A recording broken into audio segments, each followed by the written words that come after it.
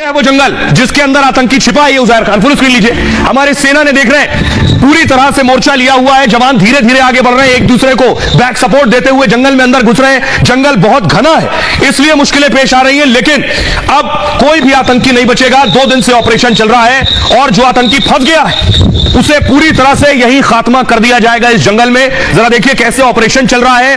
जहां आतंकी की सुगबुगाहट है वहां फौरन हमला किया जा रहा है, फायरिंग किया जा रहा है। ड्रोन लगा दिए गए हैं, ये आप देख रहे हैं, ड्रोन आपको नजर आ रहे हैं, ड्रोन लगे हुए हैं आतंकियों की तलाश के लिए। कश्मीर के अनंतनाग में ये दूसरे दिन भी फायरिंग हो रही है। अभी अनंतनाग में आतंकियों के छिपे होने का इनपुट मिला था। इसके बाद गाडोल के जंगल में मंगलवार को ऑपरेशन चलाया गया। रात होने पर सुरक्षा बलों ने ऑपरेशन रोक दिया था। बुधवार को दोबारा सुरक्षा बलों ने तलाशी शुरू की। 4 आतंकियों के छिपे होने की खबर मिली थी। कहा गया 4 है, लेकिन इससे ज्यादा भी हो सकते हैं। कोकरनाग इलाके में सर्च ऑपरेशन चलाया गया। टीआरएफ लश्कर का आतंकी जो है वो जंगलों में था। आपको बताऊं, लश्कर तैयबा का एक विंग है टीआरएफ, वो उसके आतंकी जंगलों में थे। इसी दौरान घात लगाए आतंकियों ने फायरिंग शुरू कर दी। आतंकियों ने फायरिंग अंधाधुंध की। सर्च ऑपरेशन के दौरान ऊंचाई वाली जगह से फायरिंग कर रहे थे। खुद को जब घिरता देखा आतंकियों ने तो सुरक्षा बलों की टीम पर गोलीबारी की। सुरक्षा बलों ने इसका फौरन जवाब दिया। इस हमले में कर्नल, मेजर और डीएसपी गंभीर रूप से घायल हो गए। तीनों को श्रीनगर में सेना के अस्पताल एयरलिफ्ट करके फौरन पहुंचाया गया, लेकिन खून उनका बहुत बह गया था, जिसकी वजह से उन्हें बचाया नहीं जा सका। तलाशी में सेना के 3 चीता हेलीकॉप्टर्स को लगाया गया है। यहां ड्रोन की मदद से सर्च ऑपरेशन भी चलाया जा रहा है। हमले की जिम्मेदारी लश्कर फ्रंट टीआरएफ ने ली है। आज भी अनंतनाग के जंगल में आतंकियों से मुठभेड़ चल रही है। जंगल में भारी गोलीबारी के बाद धमाके हो रहे हैं। सेना, सुरक्षा बल और स्थानीय पुलिस एक्शन में है।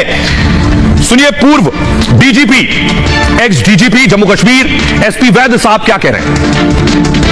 आज कोकरनाग अनंतनाग में जो दर्दनाक हादसा हुआ जिसमें हमारे डिप्टी एसपी हुमायूं भट्ट शहादत को प्राप्त हुए, पूरी जम्मू कश्मीर परिवार की तरफ से उनको श्रद्धांजलि है।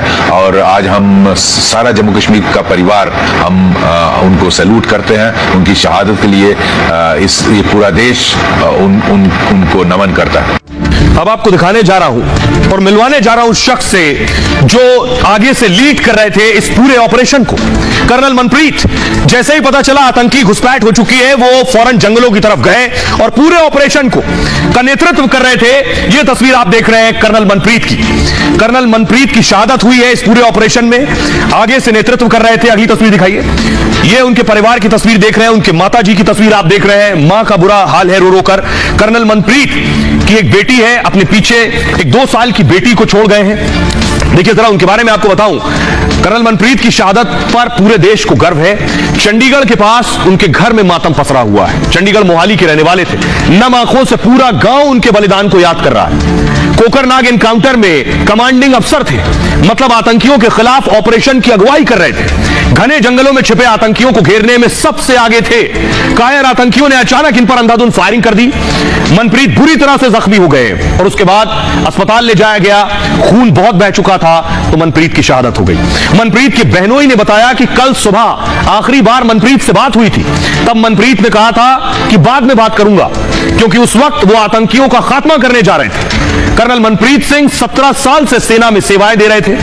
कई बड़े एनकाउंटर और ऑपरेशन कर चुके थे। वो सेना की मशहूर 19 राष्ट्रीय राइफल्स यूनिट के इंचार्ज थे। 2016 में इसी बटालियन ने आतंकी बुरहान वानी को मारा था। 2020 में मनप्रीत की अगुवाई में कई आतंकियों को मारा गया। इसके बाद उन्हें सेना में मेडल से भी नवाजा गया था। उनकी पत्नी हरियाणा के एक सरकारी स्कूल में पढ़ाती है। उनकी पत्नी हरियाणा के स्कूल में पढ़ाती है और 6 साल का उनका बेटा और 2 साल की उनकी एक बेटी है। मनप्रीत का पूरा परिवार सेना से जुड़ा है। उनके पिता लखबीर सिंह आर्मी में सैनिक थे। उनके दादाजी ने आजादी की लड़ाई में हिस्सा लिया है। सुनिए, परिवार को अभी भी यकीन नहीं है कि उनका लाल अब उनके लिए, देश के लिए बलिदान देकर जा चुका है, उनके बीच नहीं है। सुनिए जरा परिवार क्या कह रहा है। मेरा बेटा शहीद हो गया, मेरा कर्नल शहीद हो गया, मेरा मनप्रीत कर्नल शहीद हुआ, मेरे दिल का टुकड़ा शहीद हो गया, मेरा दिल का टुकड़ा शहीद हो गया। संडे ਨੂੰ ਮੇਰੀ ਗੱਲ ਹੋਈ ਤੀ 3 ਵਜੇ ਦੁਪਹਿਰੇ ਨੂੰ ਮੇਰੀ ਗੱਲ ਹੋਈ ਤੀ। ਕਹਿੰਦਾ ਮੈਂ ਸੁੱਤਾ ਪਿਆ ਉੱਠਿਆ ਏ, ਤੁਸੀਂ ਵੀ ਆਰਾਮ ਕਰ ਲਓ ਮੰਮੀ। ਬਹੁਤ ਬਹਾਦਰ ਸੀਗਾ, ਬਹੁਤ ਗਰੀਬ ਪਰਿਵਾਰ ਚ ਉੱਠੇ, ਬਹੁਤ ਇੱਕ ਬਹਾਦਰ ਮੁੰਡਾ ਸੀਗਾ, ਬਹੁਤ ਜ਼ਿਆਦਾ ਐਕਟਿਵ ਸੀਗਾ ਬਹੁਤ। ਮੈਂ ਵੀ ਆਰਮੀ ਚ ਰਿਹਾ ਹੈਗਾ, ਪਰ ਮੈਂ ਇੱਕ ਬਹੁਤ ਇਦਾਂ ਦਾ ऑफिसर नहीं देखा ਜਿਹੜਾ ਇੰਨਾ एक्टिव था। पहले भी इनका हाँ जी खुर्जा क्लियर करते, पहले सेना मेडल से उनको सम्मानित किया गया है।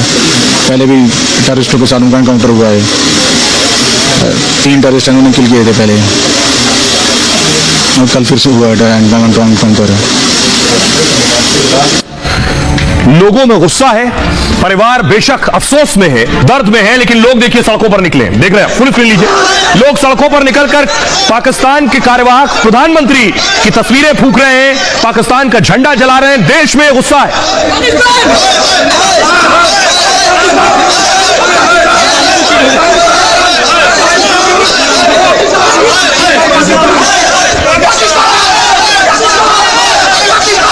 लोग कह रहे हैं अब बिल्कुल सही वक्त है पाकिस्तान को सटीक जवाब देने का और 3 अफसरों का बदला लेने का। तो कैसे लिया जाएगा बदला? यह है ड्रोन, हेरोइन ड्रोन। आपको बता दूं, यह हेरोइन ड्रोन पहुंच चुका है। बदला लेने के लिए हेरोइन ड्रोन लगाया जा चुका है। अगली तस्वीर दिखाई। वक्त आ गया है क्या रफाल को इस्तेमाल करने का, एक और एयर स्ट्राइक करने का पीओके में? अगली तस्वीर दिखाई। और ये आप देख रहे हैं, फुल स्क्रीन लीजिए। रफाल और ये LCH, ये क्या वक्त है सर्जिकल स्ट्राइक करने का पीओके में?